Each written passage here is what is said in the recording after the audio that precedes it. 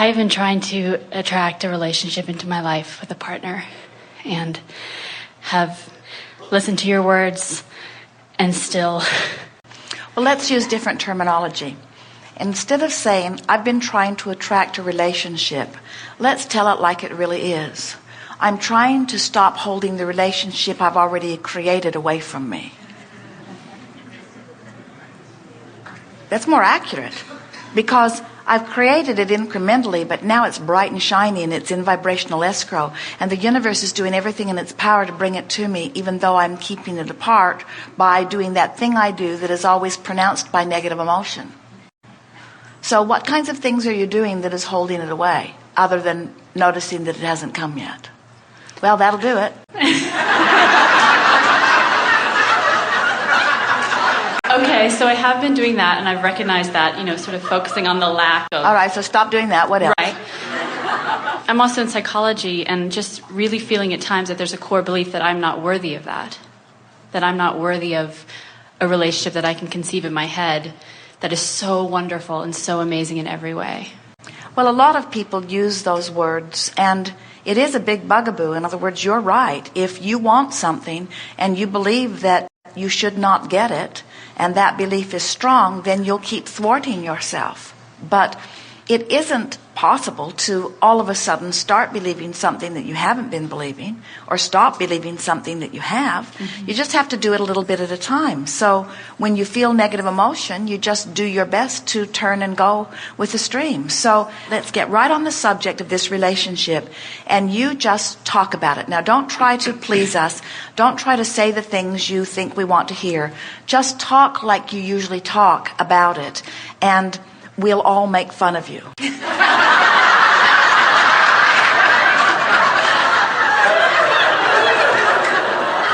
Okay, do you want me to talk about... Which should really shore up your feeling of worthiness.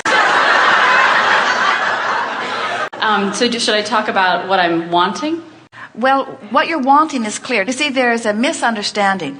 Many people think that I have to define it, I have to talk about it, I have to write it down. I have to define it, I have to write it down in order to create it. And that's not true, because it's already created. Every time you had a rotten experience, you created a little better one. Every time you were without something you wanted, you created something that you wanted. In other words, all of that trial and error, so to speak, of life has caused you to create a wonderful relationship that now for some reason you're holding yourself away from. Otherwise you'd already have it. Mm-hmm. So the trick is to catch yourself in the act of thwarting it. Mm-hmm. And that act of thwarting it is always accompanied by some form of negative emotion.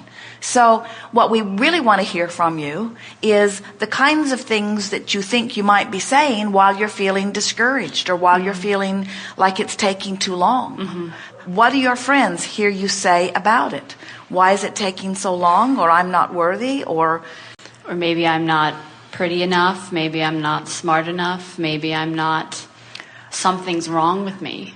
All right, so when you say any of those things, it's clear they don't feel good. Mm-hmm. And why don't they feel good? Tell us again. Why don't those things feel good? It's not truly who I am. Because it's not true. Because it is so opposite of who you know you are. Mm-hmm. And so now take any one of those statements and soften it by reaching for something more accurate.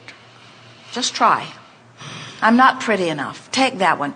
I'm not pretty enough. I'm not worthy of the magnificent partner I have waiting for me in vibrational escrow. I've created something so wonderful, but that wonderful partner wouldn't want me. That's what your vibration is saying. Now, talk that down, or talk yourself into a place where at least your boat can turn. I'm not the ugliest person in the world.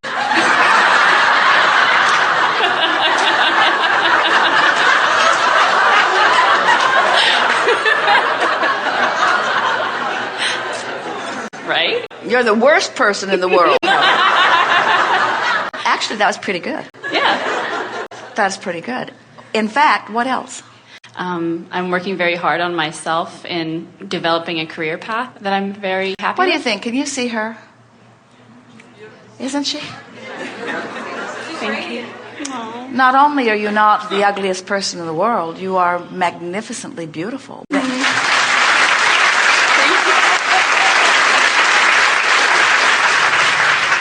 But us knowing it doesn't help you out. Yeah.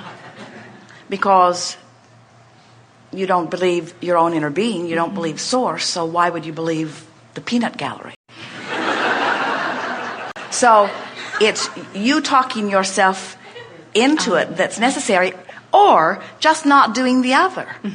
In other words, you just have to stop beating the drum. And you know what makes you beat the drum is taking score. In other words, if you could say things like, it's in vibrational escrow, it's inevitable that it's coming, I know I'm on the path, I believe what Abraham says about the stream is taking me to it, I can feel the call of Source, I'm willing to be patient in order to allow myself to get up to speed with this, I believe I've created something magnificent and I want to be a match to it, I don't want to settle for something that's less than what I really want, I want to be a vibrational match to what I really want, and I'm willing to just take time to do that.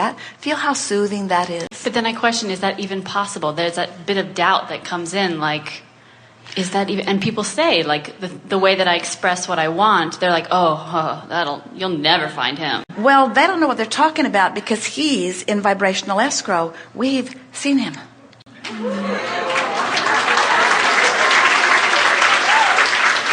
Can you give him my number?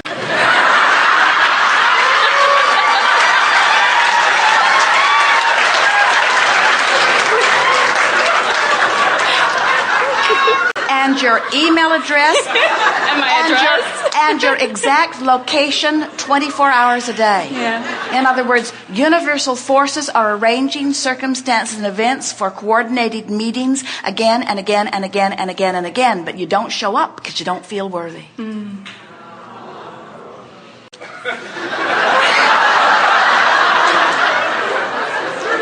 And we'll never stop arranging it. In other words, we'll never grow tired. No one here ever says 4,875 potential rendezvous and she hasn't come yet. Should we stop? So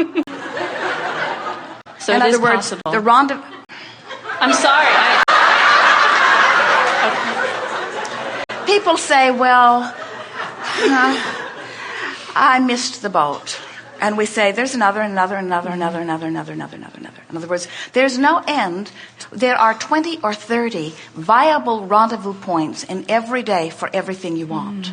And the better you feel, the more you line up with them. The worse you feel, the more you zig while they zag. So what does that stir within you? Now you say, hope. Oh, is it you? Is it you? Is it you? Is it you? Makes you sort of mad. And so now we want you to understand that your work is not to make it happen. Your work is to let it happen. And you let it happen by possibility thinking, not by negative thinking, by hopeful thinking, not by doubtful thinking, by believing that it will come rather than doubting it will come, by talking yourself into feeling good, by reading the fairy tales, by acknowledging the well-being, by not listening to the people who don't have what they want, but listening to the people who do have what they want. Go up to every couple you see who obviously are living happily ever after and say, tell me your story of how you came together, and listen to the incredible tales that they will tell you of how the universe arranged their rendezvous. And it will make you begin believing in the possibility of rendezvousing as they tell you the variety of things. There's no one right path. There are endless paths, and the universe is so clever in the way that it orchestrates things. And all you have to do is say, I'm ready. I'm ready. That's the thing that we can feel within you that's been keeping you from letting it happen. Now, you've created this masterpiece of a relationship and this masterpiece of a partner, and every day you say, I'm not ready for that. I'm not ready for that. I know it's good, but I'm not ready for that. It's time for you to say, I'm ready for that. I'm ready. You are. You're ready. I'm ready. You are ready. I'm ready. So you've seen him.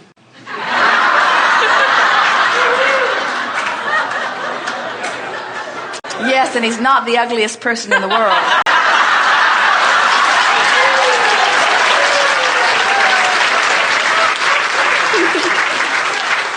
We want you to be impatiently patient. In other words, impatient enough that you're excited about it, but patient enough that you're not slowing it up so much. Actually, we don't feel that you need to do very much very different from what you're doing in order to get what you want. If more time had passed between the Caribbean cruise and now, in other words, if you had another few months before you came to visit with us and sit in the chair, we'd be having a different conversation. You've already begun turning. You know that you have. This is what happens to so many people. Those chills mean your thought, your acceptance of your thought, your thinking of that thought aligned you with who you really are. That's what that is. That's acknowledgement. And those chill bumps mean you're on the way. That's good. Yeah. So just appreciation of myself, appreciation of the people around me, looking at relationships and saying, I want that, I want this. All of that. But meanwhile, just stop doing that. Yeah. In other words, that's the message of today, isn't it? Sure, positive emotion is wonderful, but just stop doing that. Yeah. And you'll end up in positive emotion eventually because the stream will carry you there. Learning how to let go. When you begin to understand that your source has preceded you to all of the places that you want to be and is calling you, and that if you are feeling improved emotion, if you are consistently feeling relief from the thoughts that you are thinking, if you're beginning to feel hopeful and believing and joyful, you're on track. You've quantified your journey. You are being guided by source who not only knows where you want to be, but is already there calling you forward to it. You have such a hard time accepting that if it feels good, it is. Because others have said to you, I know this feels good to you, and that makes me suspicious. I don't think you should do what feels good to you. Instead, I think you should do what feels good to me. And you say, and what's in it for me? And they say, in the beginning, food and lodging.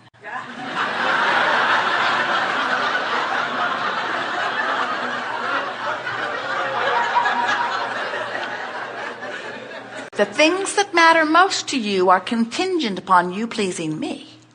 Now, no one comes right out and says it. Well, some of them do. You go to school, and that's what your teacher says. I will make your life a living hell unless you do everything in your power to please me, which means you must set aside everything that is important to you and just follow the things that I say. Now, we are exaggerating this not at all.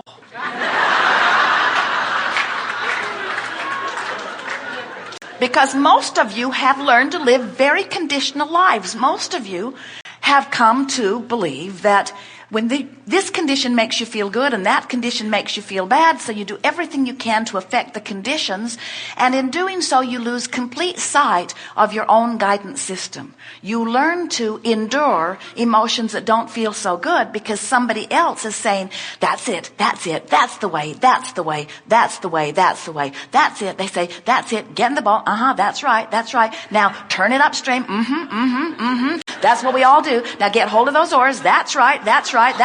Now look in opposite direction of everything that you want. Yes, that's the way. There, now paddle. Yes, now paddle. Now see? There, now I know it's hard in the beginning. I know it's really hard, and I know it feels unnatural to you, but just keep doing it and look at all the others. Look at everybody else. See how everybody else is trying to go that way? I know the stream keeps carrying them that way. I know it seems impossible to buck this current, but buck this current, that's what we do. And when you buck this current really, really well, we'll give you a monument. And you say, something feels odd about this.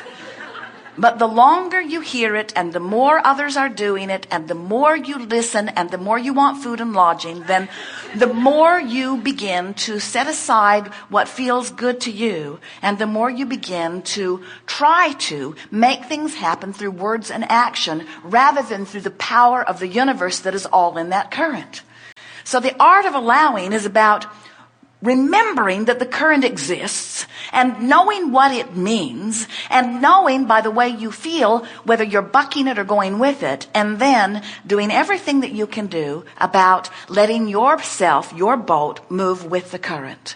It's really not difficult to go with the flow. You just have to stop not going with the flow. In other words, when you stop doing that thing you do that gets you turned around and going that way, the current will naturally take you. When you go to sleep, the current takes you. You wake up and you get going again. When you meditate, the current takes you. Because when you stop thought, you stop resistant thought. And when you stop resistant thought, you go with the flow. When you're basking, you're with the current. When you're appreciating, you're with the current. Oh, when you're feeling like that, you're really going with the flow.